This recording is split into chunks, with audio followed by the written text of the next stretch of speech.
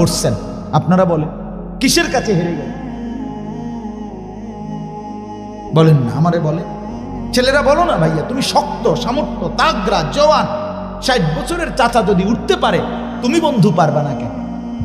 তোমার আবার রাত কি, তোমার আবার দিন কি? জওয়ান তো জওয়ানই। নওজোয়ান চাইলে তো পাহাড় কাইটা সমান করতে পারে, নওজোয়ান চাইলে তো আটলান্টিক মহাসাগর মাটি দিয়া পুরা এলাইতে পারে। যুবক চাইলে সব পারে।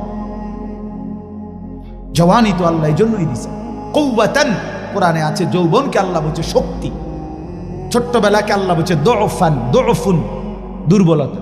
বৃদ্ধকালকেও আল্লাহ বলছে দুফাম ওয়া শাইবা, বুড়া কালটাও দুর্বল।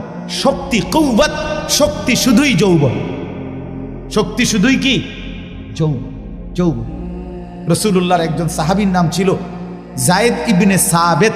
কি নাম কন্ত? আবার কর। এই সাহাবীর বয়স যখন 16, তখন আল্লাহ রাসূল সাল্লাল্লাহু আলাইহি ওয়াসাল্লাম ইন্তেকাল করছেন। তো নবীজির জামানায় যারা কোরআন শরীফ লিখতেন নবীজির নির্দেশে, কাতেবে ওয়াহি বলতো, এর মধ্যে 1 নম্বর ছিলেন এই মিয়া, এই ছোট মিয়া। 1 নম্বর কাতেবে ওয়াহি, ওয়াহি লেখক, কোরআন লেখক রাসূলের জামানায় ছিলেন এই ছোট মিয়া, এই যায়েদ ইবনে সাবিত রাদিয়াল্লাহু তাআলা আনহু। তো নবীজির ইন্তেকালের পরে প্রথম খলিফা হইছেন কে? কথা কন। সিদ্দিক রাদিয়াল্লাহু তাআলা আনহু। এই তিনি, ওনার আমলে একটা যুদ্ধ হয়েছিল ভণ্ড এক নবীর বিরুদ্ধে, মুসাইলামাতুল কাজ্জাব। ওই যুদ্ধে রাসূলুল্লাহ সাল্লাল্লাহু আলাইহি ওয়াসাল্লামের প্রায় 400-র চাইতে বেশি হাফেজে কোরআন সাহাবী শাহাদাত বরণ করছে।